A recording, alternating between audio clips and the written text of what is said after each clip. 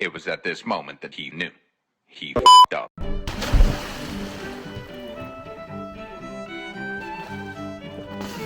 No! I can taste my own pee!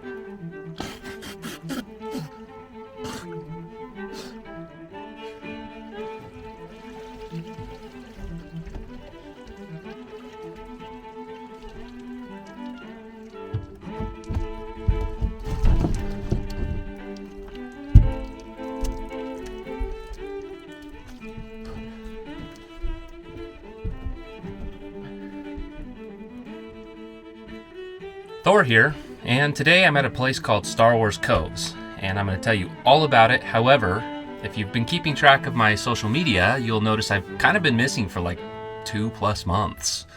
And I'm going to go over kind of what's been going on, why I haven't been on social media, and all of that.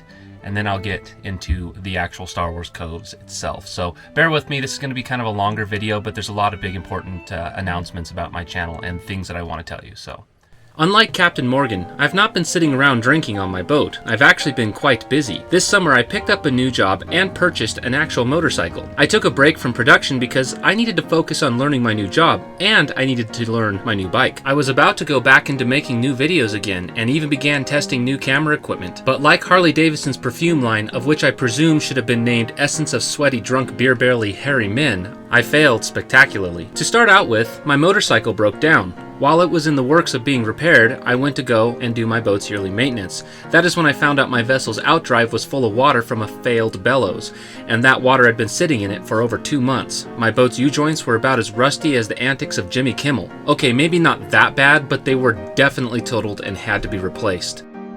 The next setback was actually finding all the parts. I had to look for parts that were well over 50 years old for my vessel because my boat is so old. And suffice to say, I had to sort through the finest connoisseurs of crack, meth, and fentanyl in all the land. These fine folks had the reason to presume that their morbidly dead boats were worth gold, and suffice to say, I had to hear every excuse in the book for why they wanted so much money for their vessels that had been sitting in the weeds for the last 40 years basking in the elements and making friends with the local black widows and snakes. The most common reason was, it ran when I parked it.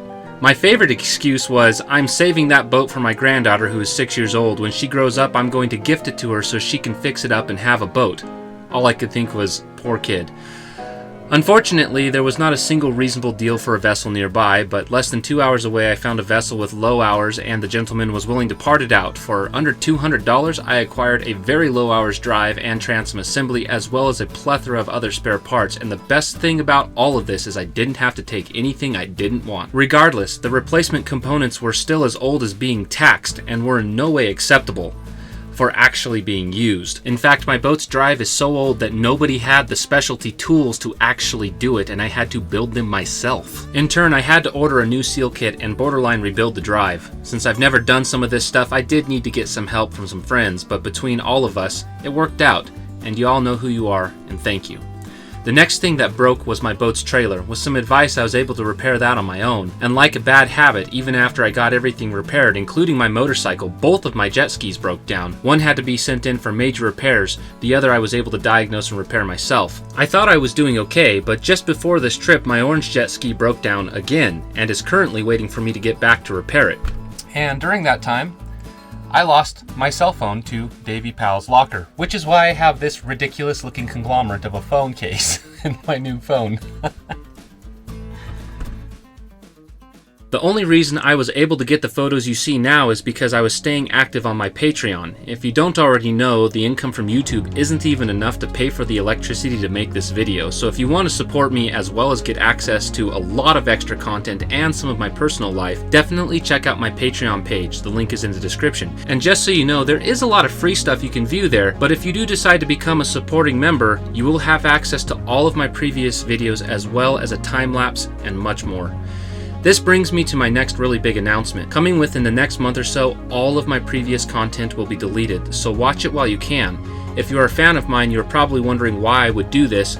Well, to put it simply, No one is watching my old content. Also going forward, it won't be what I imagined my videos to be. In the last 2 years of doing this, I've learned so much, and my old content really isn't going to be a good representative of the quality and type of content I will be making going forward. To be clear, my content will still stay fairly educational and personal, but I also intend to make my content a lot more entertaining. And if a new viewer was to see one of my old videos after watching some of the newer videos that are going to be coming out, they'd probably be a little confused and it would turn them away, as my overall style has changed so much.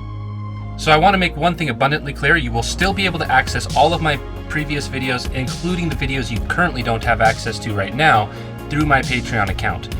If for some odd reason you can't afford it, just let me know. I'll happily send you the links for free. Ultimately, this is all going to be a gamble going forward. I have no idea what the future holds. All I do know is at the current rate of things, if I don't find a way to be better and to get more support, then there is no way I can continue to do this. The last 3 months and all the repairs I had to do almost shut my channel down for good. So that about summarizes up my last 2 months. I hope it helps you understand the amount of hurdles I had to jump through just to make the video you're watching right now, and kind of gives you a more in-depth understanding of like what's been going on with me. So moving forward, I want to get into this awesome place that I'm at right now called Star Wars Coves. Now, as for getting out on Lake Powell again, this has been a very amazing trip. I chose Star Wars Coves here in Lake Powell because they are relatively close to the launches and they offer a lot of protection from the main bay while also providing a stellar view. Off in the distance, I could see the top of Lone Rock, and in clear view was Castle Rock, Sand King, Beach Rock, Ice Cream Canyon, and a really cool place called Wall-Weep Window.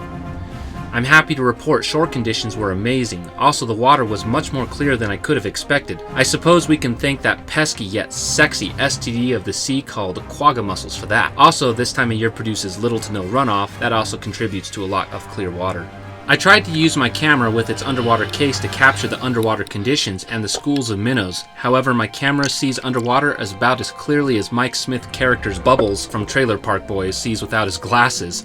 I am working on that, and one day I hope to get an underwater drone for these kinds of things. Regardless, I noticed an interesting phenomenon. The schools of minnows this year are notably more numerous. My best educated guess as to why this is happening, which to be clear should be taken about as seriously as advice from the Kardashians about bodily acceptance. Okay, maybe a little more seriously than that. But my best advice as to why this is happening is during the tumbleweed superseding event that happened last year when Lake Powell was so low, caused a lot of underwater habitat to be created when Lake Powell filled back up. Under my vessel were 2 10+ foot tall bushes, and the entire bottom of the cove was littered with dead tumbleweeds that are still rooted. This created an easy place for the minnows to survive and hide from predators. This has created a challenge for a lot of fishermen, as the minnows are bait stealers and are providing an ample source of food for the fish.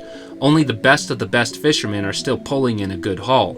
Everyone else is struggling right now. Interestingly enough, the minnows' attitude in this cove was extremely relaxed, so much so I witnessed them swim alongside with big-mouthed bass, which could easily swallow them. I suspect next season there's a good chance Lake Powell may produce some record-breaking fish. Overall, I'm happy to report that the recreational conditions have been superb. The water was still warm enough to swim, the sun was hot enough to warm up the boat, but no need for AC. Of course, this is all subjective, your experience may differ, but my Viking blood would definitely define this weather as calm and refreshing.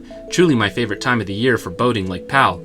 If you are a Nesh, stay home and just enjoy it through the camera. I don't need to hear you complain, and well, neither does anybody else. I intended to stay in this cove for about 3 to 4 days, however I injured my hand pretty severely while working on the boat. Suffice to say the cut was deep enough I probably should have gotten stitches, but unless I am dying, it's like pulling teeth to get me to go to an urgent care. Having worked in a hospital for years, I have served my time. Fortunately, my knowledge of first aid was good enough, and the wound is healing nicely. However, because I play this game by myself, aside from my cat and dog, I missed my window to haul out. I can't handle my boat's anchors with only one hand, so essentially my boat will be stuck with me here for a few more days while I recover. As of writing this, I can already use my hand again, but only for extremely light-duty things. I still can't use my thumb at all. I bring this part of my story up to show the reality that people like me have to live with. Solo boating can be dangerous and quite often will require large amounts of patience from everyone involved. This has affected more than me. Because my hand is lame, I couldn't go to work. Fortunately, this time of the year, it's not a big deal, but if this had happened to me a month ago, I would have really let some people down.